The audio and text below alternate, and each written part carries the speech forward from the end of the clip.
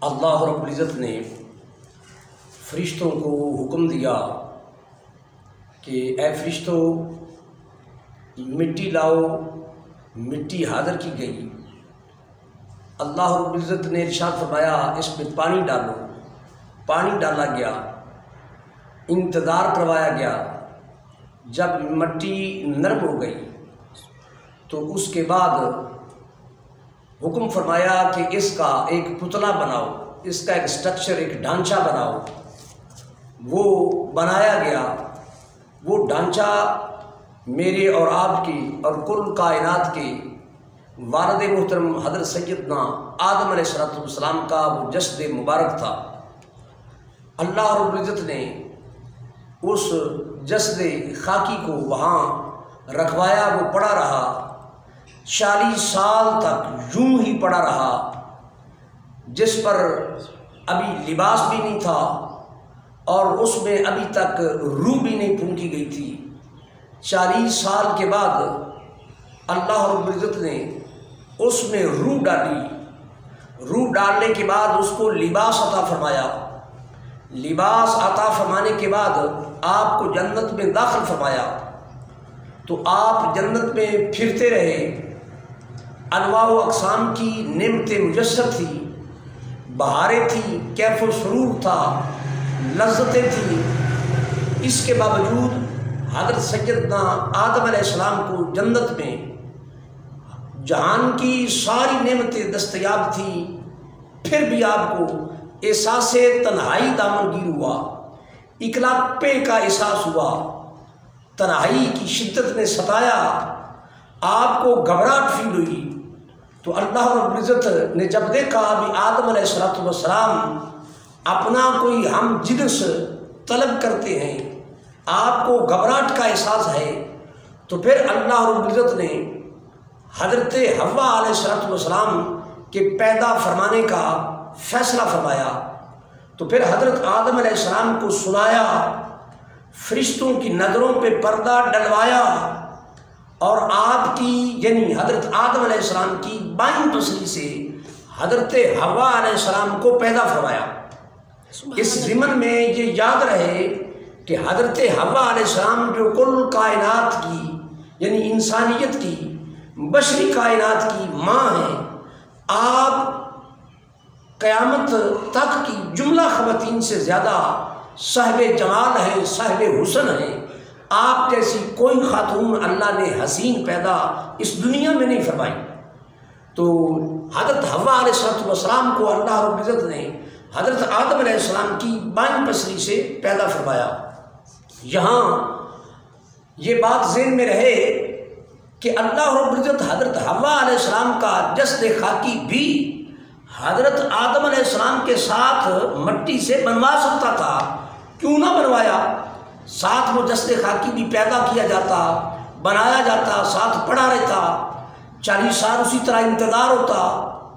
تو یہ اللہ رب العزت نے ایسا کیوں نہیں کروایا؟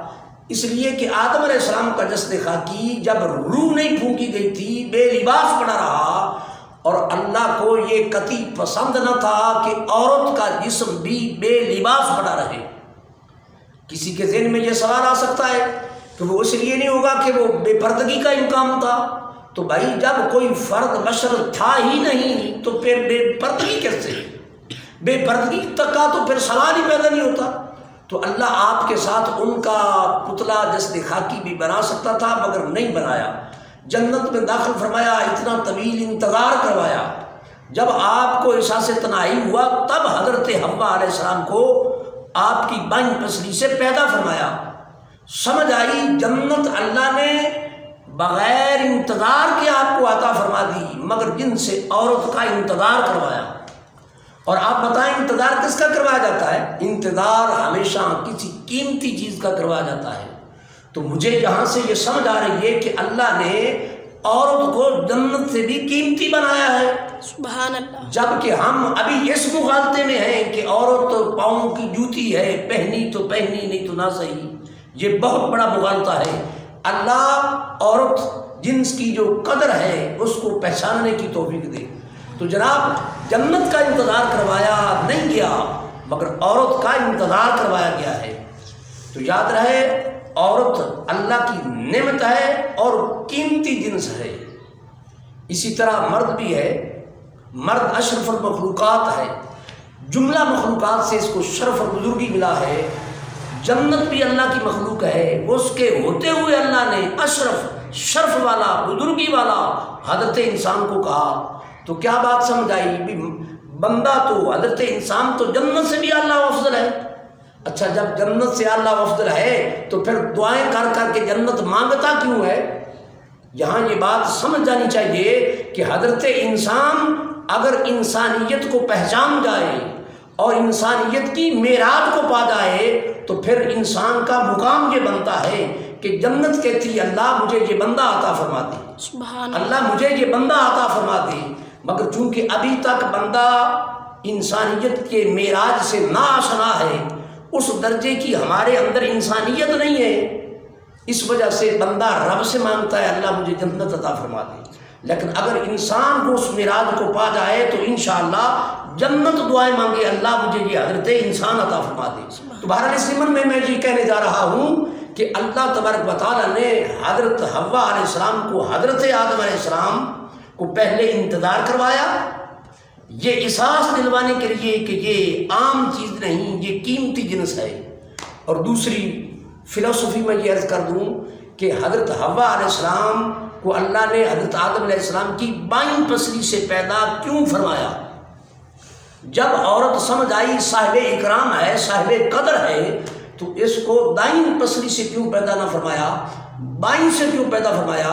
تو جناب اس پہ اشارہ یہ ہے کہ بائیں طرف ہی انسان کے سینے میں دل دھڑکتا ہے، سبحان اللہ، بائیں طرف ہی سینے میں انسان کے دل دھڑکتا ہے۔ تو اشارہ یہ دے دیا کہ بائیں پسلی سے اس لیے پیدا فرمایا کہ حضرت انسان کو، اس مرد کو بات سمجھ آ جائے کہ عورت کا مقام انسان کے دل کے قریب ہے، سبحان اللہ، عورت کا مقام انسان کے دل کے قریب ہے۔ اچھا ظاہر ہے آپ جانتے ہیں کہ بیٹی ہونے کے ناطے، بہن ہونے کے ناطے، بیوی ہونے کے ناطے، ماں ہونے کے ناطے عورت ہمیشہ دل کے قریب ہی ہوتی ہے اور اس کو دل کے قریب ہی رکھنا چاہیے۔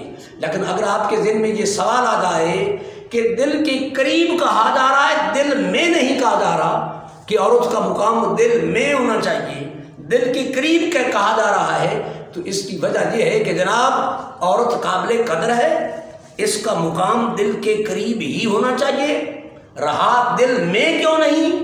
تو اس کا جواب یہ ہے کہ در دل مسلم مقام مصطفیٰ است۔ دل میں تو کائنات کی ایک ہی ہستی ہے جس کا جلوہ اور مقام مومن کے دل میں ہونا چاہیے، اور وہ ذات محمد مصطفیٰ ہے۔ تو دعا رب کائنات ہمیں دل میں مقام مصطفیٰ بنانے کی توفیق عطا فرمائے اور عورت کا مقام دل کے قریب رکھنے کی توفیق عطا فرمائے۔